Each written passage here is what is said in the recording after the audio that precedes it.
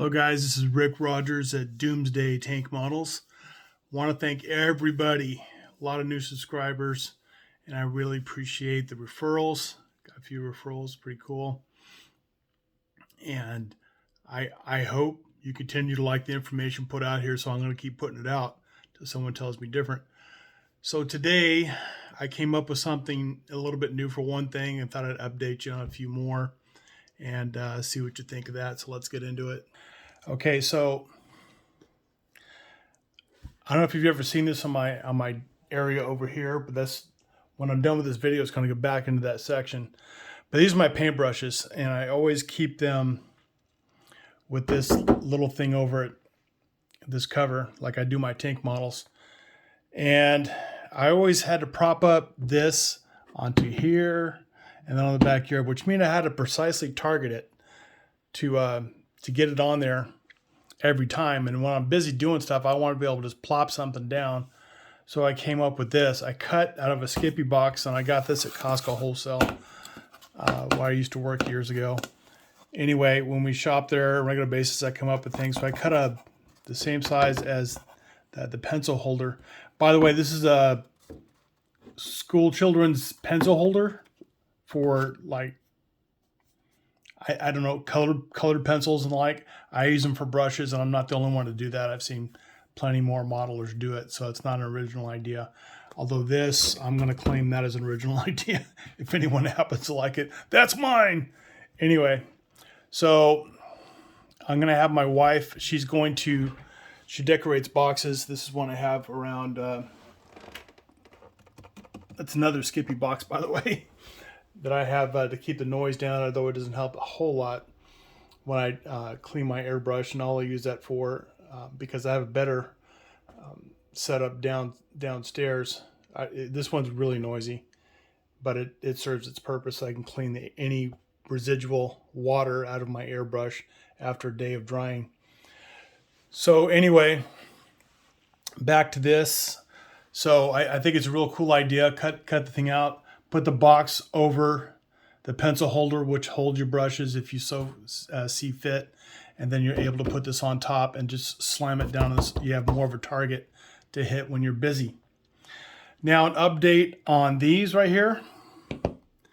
And I know I gave some information on that, and it's been over a week now. And these inside inserts seem to really be helping, and the pieces are staying sticky. So I think it may be, no scientific proof of this, I think it may be a combination of the fact that these are darkly glass. They're cosmetic containers again, like I put in my last video. I'm also putting it in a drawer, so it doubly doesn't get the light because of it. I don't know if it protects it from air as well, but I know that inner insert has to help. And so I think it's a go. For me, it's a go. You guys make a judgment. Now, what's kind of curious to me, my Magic Sculpt, by keeping these big tubs, I don't like keeping those on top of my bench because they're just too dang big. So I've got these two containers right here with the lids, and I just put them in here. It's just a smaller version of what the Sculpt ones are. It's a plastic container, and these stay nice and fresh. So I just happen to believe one is the Tamiya ones, and the yellow and blue one just may need a little more care to keep them fresh, and that's why I had to use those. So also a bit of an update. You may remember this tank right here that I started, and it's in one of my videos. Well, I put some paint on it. So this is this right here. This is a pattern that came with the kit, where you show some pattern of the green with the white, and using the hairspray method for the white coverage, and then hitting with a wet paintbrush and just kind of wearing away a little bit where the crew would step on it, or branch would hit it, whatever the case. So That's something that I just was able to do yesterday, and I painted the rivets. Master Club has these small resin rivets. You can't see them now because I painted them, but they're gray and they stand out like a sore thumb if you don't take care of it. So I painted those with kind of a rust color, so it kind of it blends in with the worn looking tracks. These are the metal ones again, and I have stained those with a chemical that does that, that's specifically for tracks, and I think I've showed you that before on another video. Yes, it's this stuff right here. Black Track VMS. Not a paid advertiser. I just tell you what I like, and you guys tell me. I also, the experimental tank T44, I got a little more work done on that. I still just have a base color on it, but I did do the tracks, and hopefully this will let me focus on it. And there you go. So I think they came out pretty well. And I may want to age it a little bit. Don't know if I'm going take museum or a week in the field. We'll have to see. I don't know. I'm kind of worried about that kind of stuff. This is the powder that I use. It's just stuff right here.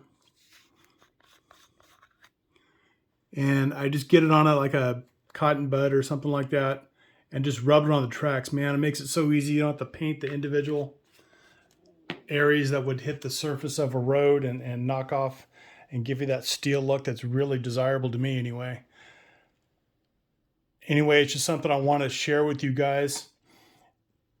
And I hope you really like the brush kit idea here. I just came out of nowhere. I was kind of sitting here listening to the news, and I thought, why not? Let's do it and see what comes out. So anyway, I hope you're liking the content that's coming out of here. I'm enjoying doing them, and I hope you're enjoying watching them. First day of March, finally have some good weather here. We've had quite a bit of rain, which we need in California, but for some reason it always gets flushed out to the ocean. Anyway, we need the rain. So good weather. So I have no excuses now for going out in the garage, and I am painting. And I have, let's give an update here. I think I showed you these, but I'm not sure.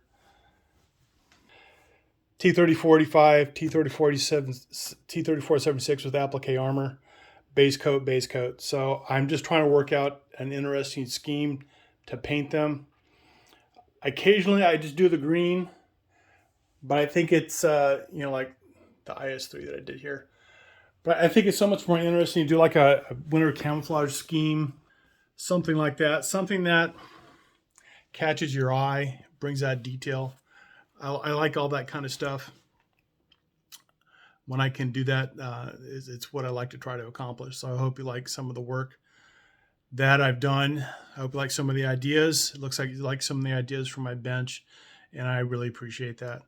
So I want to continue to ask that if you like my videos, if you're new, or if you just watch them, you haven't subscribed yet, please like and subscribe to my channel. I like to really grow it and be able to do more things with it. I really enjoy doing this for you guys. Some people have asked me questions about recommendations and just general questions, thank yous, or I like this. I even got a correction on the T44. That's good too. I'll take criticism. So this has been a lot of fun. I'm going to keep doing it, and I'm going to keep rolling them out. And I want to thank you so much for your continued watching, and I will see you next time. Thanks. Bye-bye.